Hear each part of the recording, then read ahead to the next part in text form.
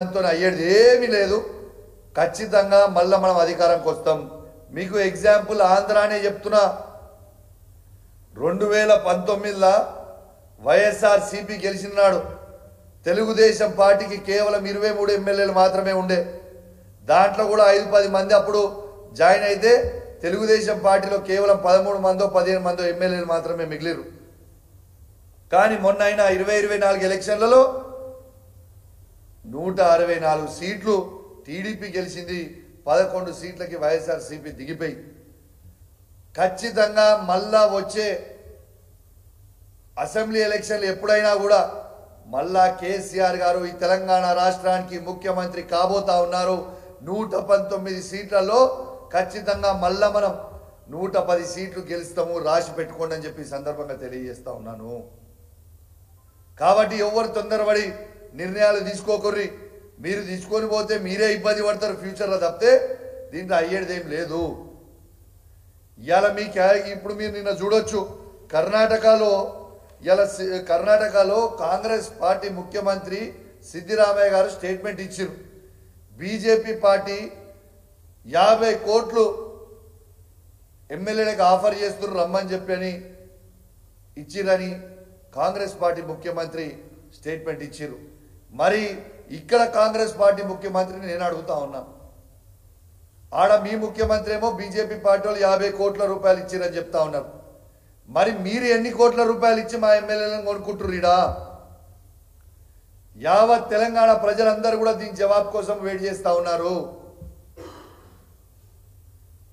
నీకు ప్రజలు రేవంత్ రెడ్డి గారు మీకు ప్రజలు పూర్తి స్థాయిలో మెజార్టీ ఇచ్చిర్రు. మీరు గవర్నమెంట్లో ఉన్నారు.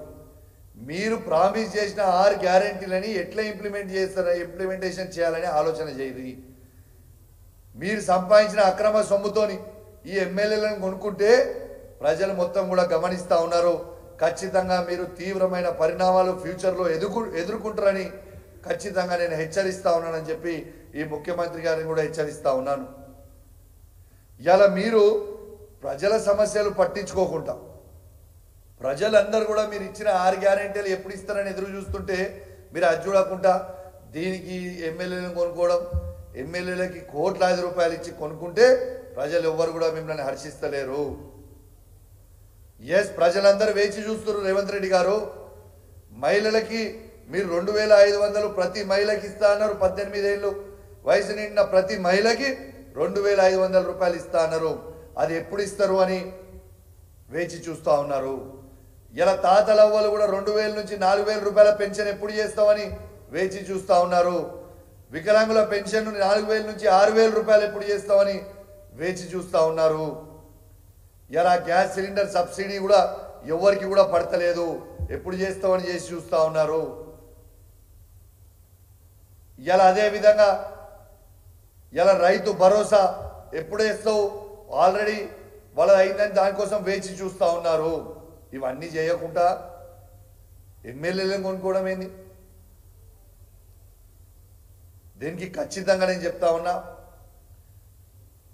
నీకు రాబోయే కాలంలో తీవ్రమైన పరిణామాలు మీరు ఖచ్చితంగా ఎదుర్కొంటారని చెప్పి తెలియజేస్తూ మీరు 101% మీరు ఇంప్లిమెంట్ చేయాల్సింది ఏది కూడా ఇంప్లిమెంట్ చేయకుండా అసలు మీరు గవర్నమెంట్కి వచ్చి ఇప్పుడు దాదాపు 7-8 నెలలు అయిపోతుంది. అసలు